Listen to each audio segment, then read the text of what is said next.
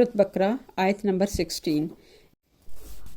اس آیت میں اللہ تعالیٰ منافقین کے بارے میں فرماتے ہیں کہ انہوں نے ہدایت کے بدلے میں گمراہی کو خرید لیا ہے اور ان کی یہ تجارت ان کو کبھی بھی فائدہ نہیں دے گی، جبکہ تجارت کا مقصد فائدہ حاصل کرنا ہوتا ہے، لیکن چونکہ انہوں نے غلط راستے کا انتخاب کیا ہے لہٰذا ان کی تجارت کبھی بھی ان کو کوئی فائدہ نہیں دے گی۔ اولئک الذین اشتروا الضلالۃ بالہدیٰ، یہی لوگ ہیں جنہوں نے ہدایت کے بدلے گمراہی کو خرید لیا ہے۔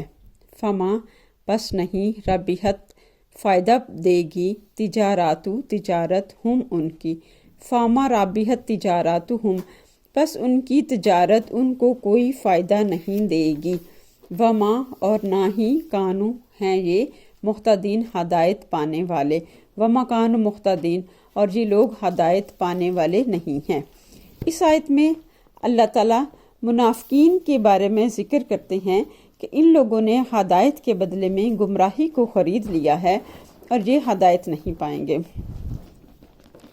انسان تجارت کرتا ہے اپنے فائدے کے لیے، اپنا مال، اپنا وقت، اپنی محنت انویسٹ کرتا ہے تاکہ کچھ عرصے کے بعد اس کا کاروبار خوب پھلے پھولے اور اس کو اور اس کے اہل و عیال کو فائدہ دے۔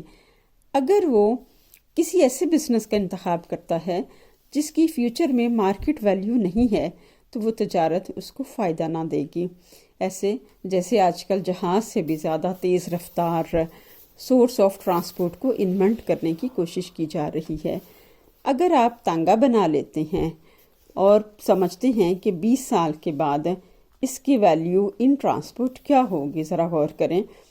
کون لوگ ہوں گے جو انڈیا یا پاکستان سے امریکہ جانے کے لیے آپ کی سواری کا انتخاب کریں گے؟ یقیناً کوئی بھی نہیں ہوگا۔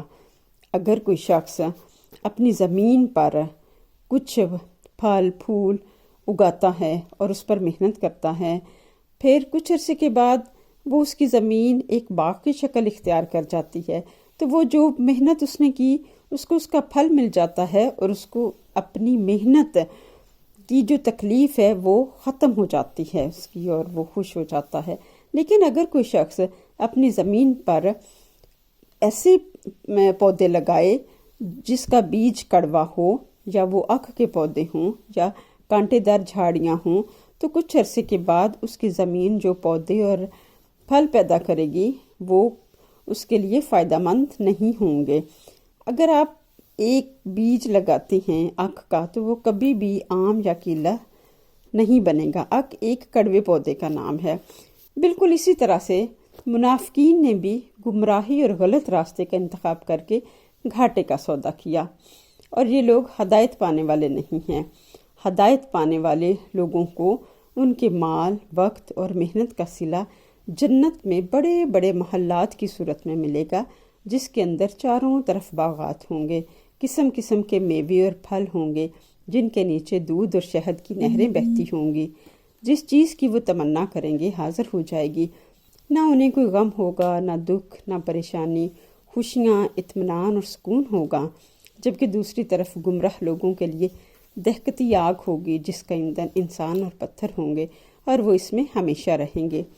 آیت کا آخری حصہ ہے وَمَا كَانُوا مُهْتَدِينَ، اور نہیں ہیں وہ ہدایت پانے والے، اور وہ ہدایت پانے والے نہیں ہیں جتنی مرضی کوشش کر لیں۔ نبی کریم صلی اللہ علیہ وسلم سے کہا جا رہا ہے کہ آپ جتنی مرضی کوشش کر لیں وہ ہدایت نہیں پائیں گے۔ منافقین کا سردار عبداللہ بن ابی تھا۔ جب وہ بیمار ہوا، بستر مرگ پر تھا، تو اس کا بیٹا حضور صلی اللہ علیہ وسلم کے پاس آیا اور درخواست کی، یا رسول اللہ اپنا تھوڑا سا جھوٹا پانی دے دیجئے۔ تو آپ صلی اللہ علیہ وسلم نے فرمایا اس پانی کا کیا کرو گے؟ کہنے لگا اپنے باپ کو پلاؤں گا، شاید آپ کا جھوٹا پانی پی کر اس کے دل میں ایمان کی شمع روشن ہو جائے۔ آپ صلی اللہ علیہ وسلم نے پانی دے دیا، جا کر باپ کو پانی دیا اور کہا ابا پانی پی لو۔ تو عبداللہ بن ابی بولا یہ کیسا پانی ہے؟ بیٹے نے کہا حضرت محمد صلی اللہ علیہ وسلم کا جھوٹا پانی لایا ہوں، شاید اس پانی سے آپ کے اندر ایمان اتر آئے۔ تو کہنے لگا، بولا وہاں سے کسی کا پیشاب لے آؤ، وہ پی لوں گا، مگر محمد کا جھوٹا پانی نہ پیوں گا۔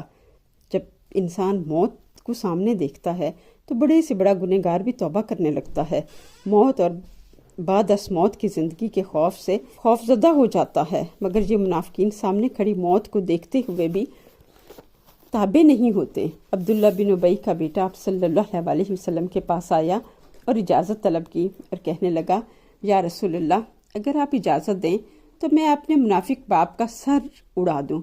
آپ صلی اللہ علیہ وسلم نے منع فرمایا اور کہا، نہیں، وہ تیرا باپ ہے، میں نہیں چاہتا لوگ کہیں محمد اپنے ساتھیوں کو قتل کراتا ہے۔